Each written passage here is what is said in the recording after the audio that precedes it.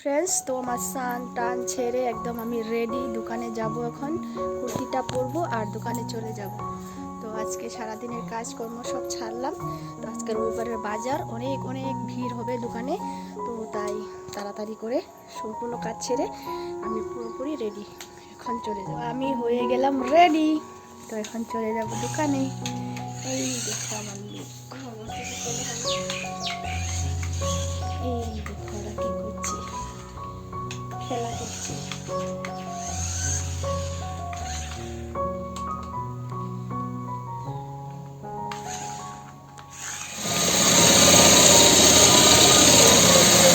মাত্র হোটেল থেকে ভাত খেয়ে আসলাম দোকানে।